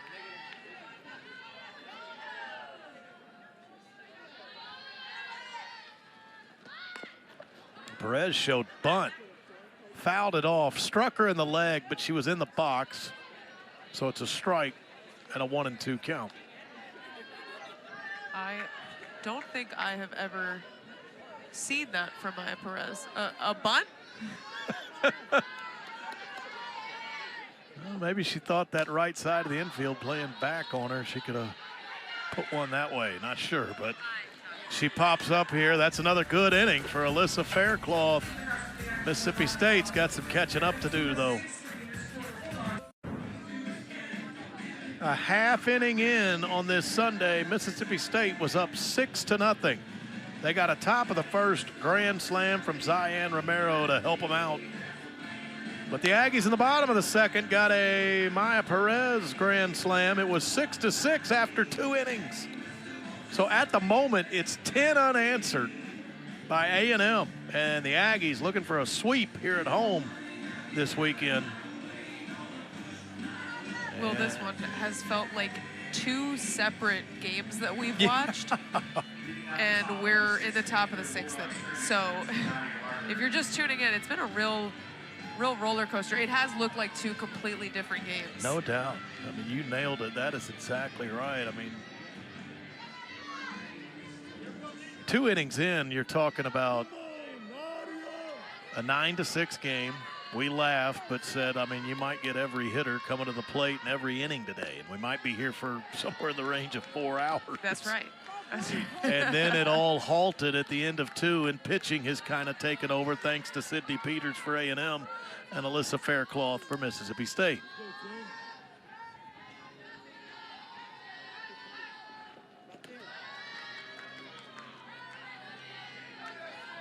But it's been an odd one for sure.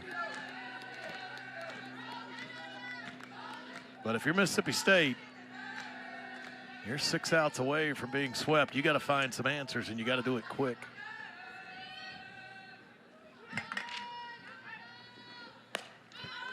Barbary hit that pretty well to left, and back on the track is Paisley Allen.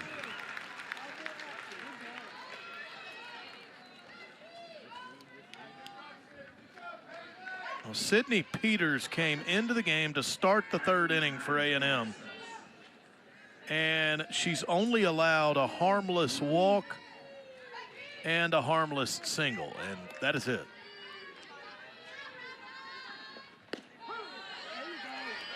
Kiara Sells hits against her now. Sells has been on base every time. Single in the 1st. She was a hit batter in the 2nd. She walked in the 4th.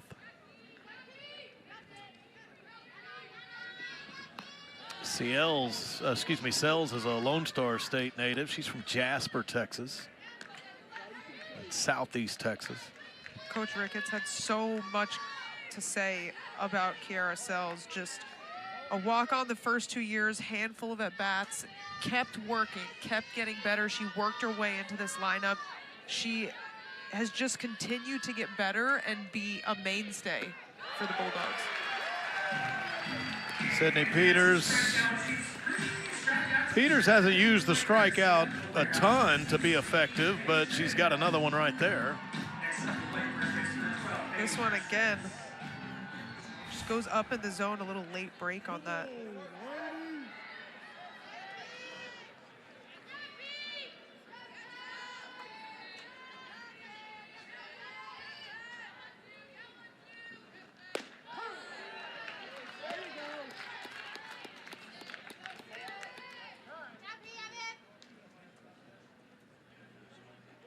Ernstez looked at a strike to start her count. Now it's an offensive meeting. And while that happens, Ariel Kowalewski will head out toward the circle to talk with Sydney Peters, and that was a conversation between those two that had some laughter to it. Not the offensive meeting, but I don't think there was a lot Kowalewski needed to tell Peters. Yeah, just, you know. She's, hey, if they're going to talk, we'll talk, but just keep it up. Right. Just keep doing what you're doing. There you go. And Ernstez lifts that foul territory left field, but over to it, Paisley Allen, and Sydney Peters cruises through another inning. The Aggies 3 outs away from taking all 3 this weekend. And we welcome you back. A&M's going to look for insurance in the bottom of the 6th, then try to close this one out in the top of the 7th. During the break, we became aware of some defensive changes for Mississippi State. They've put Kaylani Sells in center field, the sister of Kiera Sells. And then that means they move Kenley Keller to right field. So Kaylani Sells, is in the game. Her sister Kiera Sells checks out.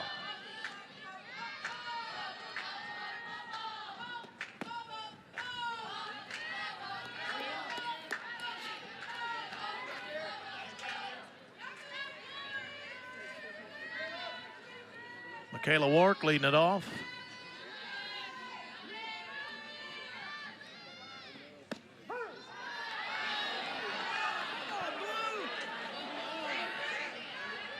We also have a new first baseman as well. Another change for Mississippi State. Abby Grace Richardson is in. Paige Ernstez was there.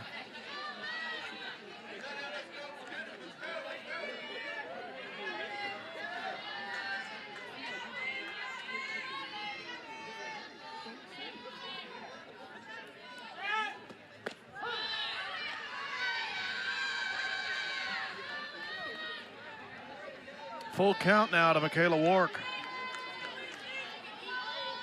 Wark looking for her first hit of the game. She was hit by a pitch in the 2nd inning and would come home to score after that. And this is toward Kenley Keller, who's now in right field, and she'll make the catch.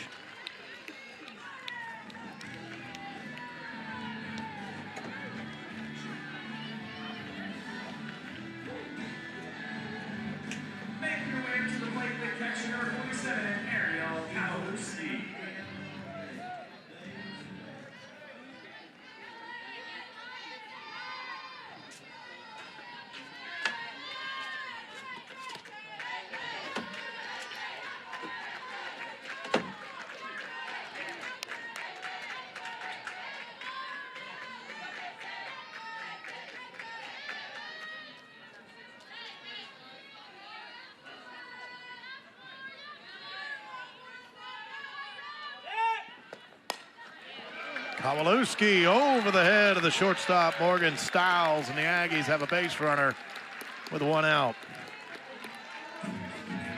2 for 4 today, Ariel Kowalewski.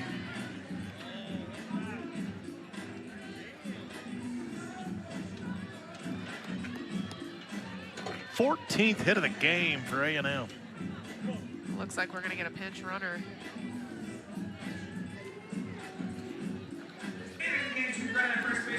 Haley Golden comes in.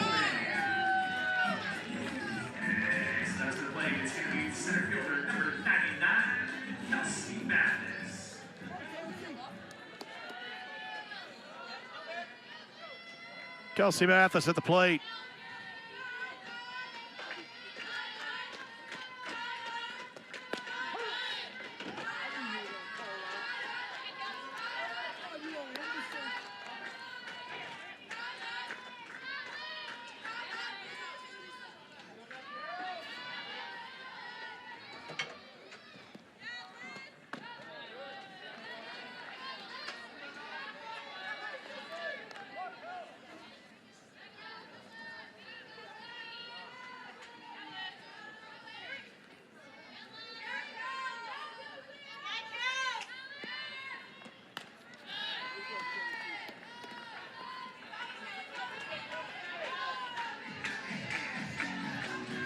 A&M closing in on a sweep. They'll need 3 outs in the top of the 7th to get it for Mississippi State. That top of the 7th will begin with Anna Carter, who hits in the 5 spot, so it's 5, 6, and 7 due up. For the Bulldogs, right now they're chasing 4. They don't want it to be any more than that. A&M trying to tack on some insurance here in the bottom of the 6th. Kelsey Mathis having a nice day at the plate, a single. She doubled off the wall her last at bat.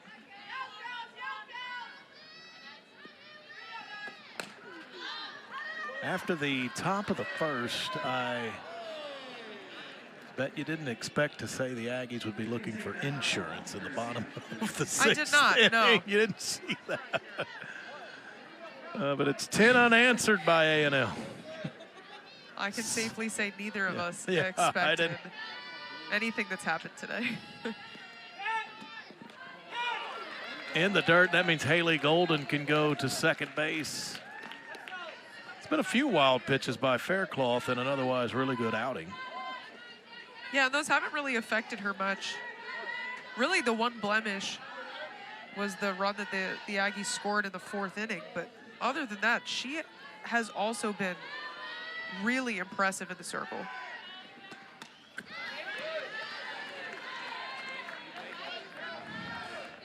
Coach Ricketts talking about they just love her attitude and her confidence.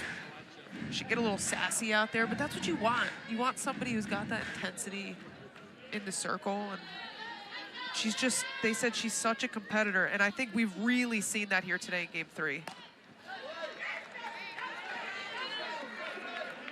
Coming in after throwing as many innings as you did in Game 2 and able to keep this game really within reach, it feels like, for the Bulldogs. When it felt like things were getting out of hand, to come in and do that, she's just really shown what she's made of today.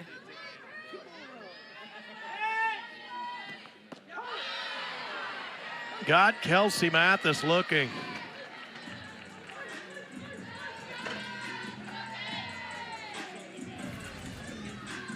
Looks like Faircloth went with the off speed here. Pulls the string on the changeup. Mathis, don't know that she was expecting off speed there, hung her up. KK Dement somewhat deep to left, but that's caught by Morgan Bernardini. Last chance for Mississippi State coming up.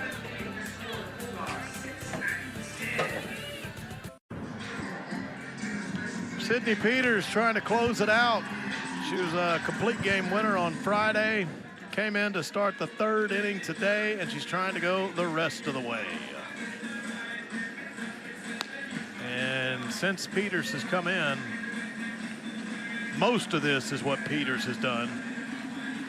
Simply shut down Mississippi State after the Bulldogs put up that 6-run top of the 1st inning. Yeah, you want to talk about just quieting a lineup that felt like they finally got that spark that they needed. That big grand slam in the 1st inning felt like the Bulldogs had all the momentum in this one. A couple walks obviously contributed in that top of the first inning. But since then, and since Sydney Peters has taken the circle, she has been able to shut things down.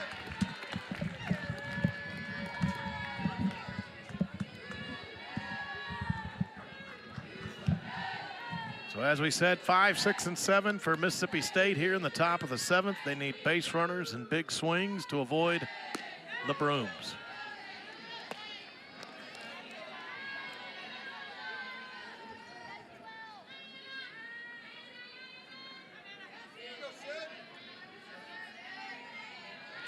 Since the first inning, just 3 walks issued by the Aggies. There were control problems early on with Grace Sparks and Taylor Pinnell. But Peters has settled all that. And she's trying to finish. And a 2-2 count to Anna Carter.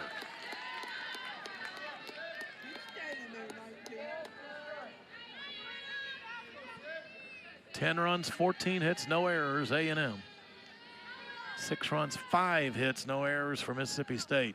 And the Bulldogs are going to need to add to that in this 7th. They will get a base runner to start the frame. Infield single by Anna Carter, back up the middle. It's a nice job with 2 strikes. If you're the Bulldogs right now, your goal is to get the tying run to the plate. So you're just trying to pass the bat, work your way on how you can. It's a good start to trying to get that done in the 7th. I think we'll get a pinch runner here.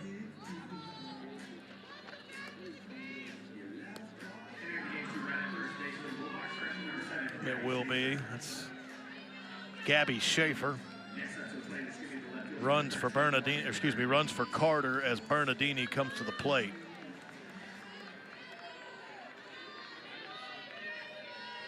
If you're the Bulldogs, Bernardini is somebody you want up in this spot.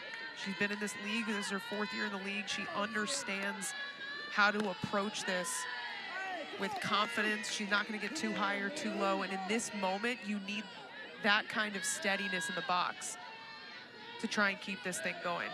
You want one of your experienced hitters up there to try and continue to set the tone. Off speed for Peters. It's 2-0.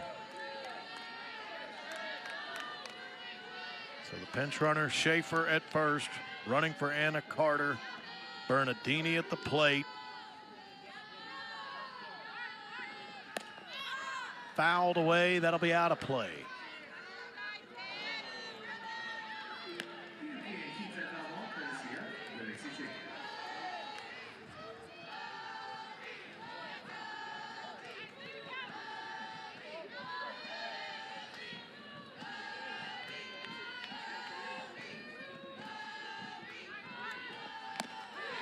Went up high, waved right through it, 2-2.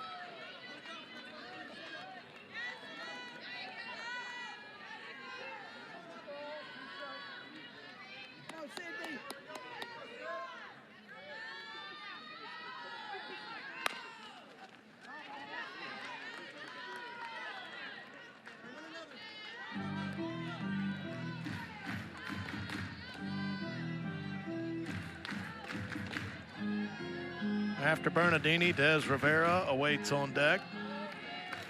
Then it's Zion Romero after Romero had the top of the first grand slam. Swing and a miss on a 2-2, and Peters strikes out Bernardini. Peters goes to that off speed, turns it over, gets Bernardini to swing through that one. Feels like a big strikeout. Much needed. He's got to go get 2 more. This is a pinch hitter at the plate for Des Rivera. It's Ali Suppan, freshman.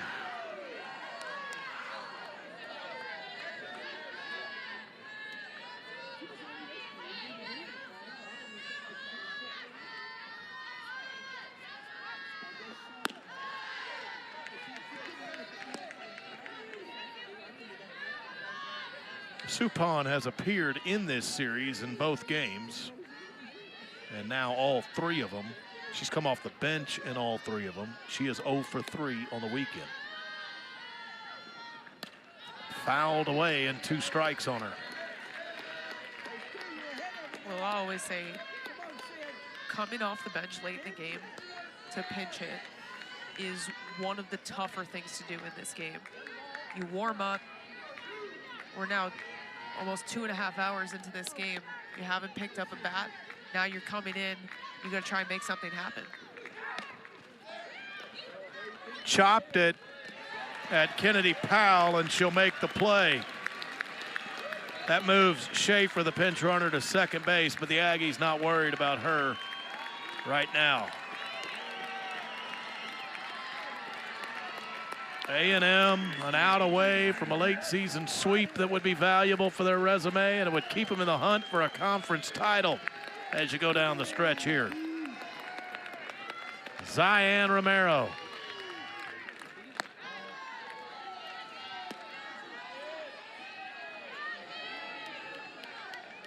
The crowd on their feet here at Davis Diamond.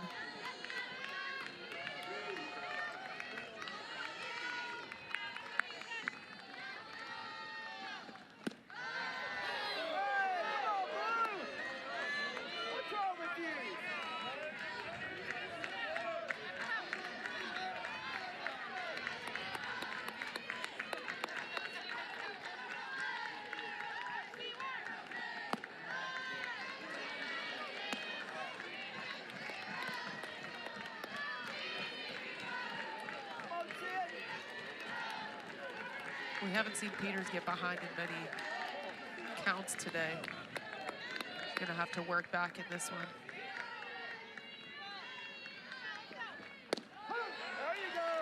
Gave Romero a strike, so 3-1.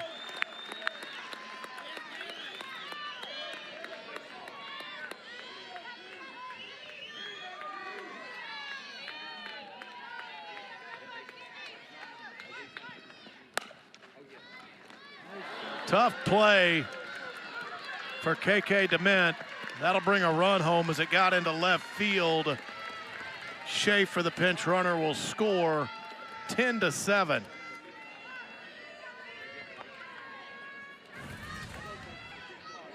Nice job by Romero. Hard hit ball. That's a tough play for KK going back. That one's hard hit, and Romero now has 5 RBIs on the day. She really hit the ball hard in 3 of her trips to the plate. Yeah. The grand slam, the ball right there, and she had a line out earlier that she struck really well. Kenley Keller, that is off of Peters. That's going to be a base hit. And all of a sudden, the tying run will come to the plate for Mississippi State. That ball hit well back up the middle. Peters got a glove on it, but just couldn't hang on. That was kind of just a self-defense move. But here we are, tying run at the plate. It's Morgan Stiles, the leadoff hitter for the entire lineup.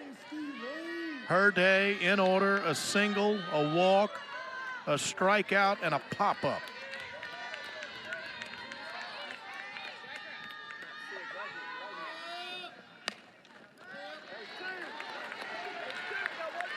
And now Mississippi State down to their last strike. Davis Diamond on their feet again. They're hoping for the last time.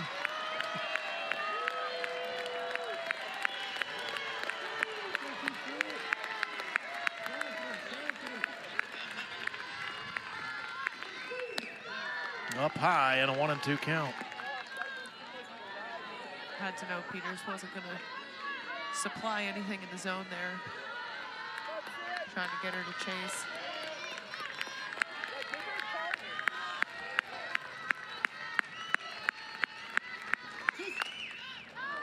To left. Off the wall. That was close to tying the game. 2 runs are going to score, and it's 10-9. The Aggies had to hold their breath because Styles hit that well to left, and it was off the wall. If that got out of here, it would have been 10-10. That's excellent hitting with 2 strikes. Morgan Styles got her hands elevated to that rise ball and able to come all the way through it. And that one off the wall, close to getting out of here. But that's a really good adjustment on a rise ball that's been working really well for Sydney Peters, for Styles to be able to elevate her hands, almost get on top of that one and drive that. Now, Will, this has felt like one of the crazier games that we have called. And we've called some crazy games together. And Mississippi State, they get the 6 in the first, but then Sydney Peters comes in. She looks dominant again. It almost looked like the Aggies, after putting up those 10 unanswered, looked like they were going to cruise home. And 2 quick outs in this inning. This and then, I mean, this damage has been done with 2 outs. Styles is 3 to 4 feet off the wall out there from tying this game. Now she is on second base. She is in scoring position. If Nadia Barbary can drive her in, it is 10-10. And we talked about earlier in this inning, I said Bernardini is a hitter you want up at the plate when you're in a situation where you have to battle back. Barbary is another one.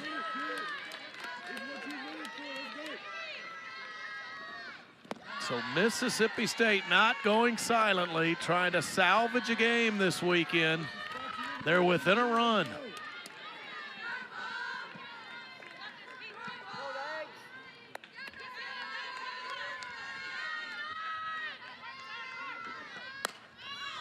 That's to left. Allen's waiting on it, and the Aggies can exhale. They'll hang on and win this one on Sunday. And Texas A&M sweeps away Mississippi State. Got interesting in the end, Donna, but the Aggies find a way to get another SEC victory. Well, what a game this has been.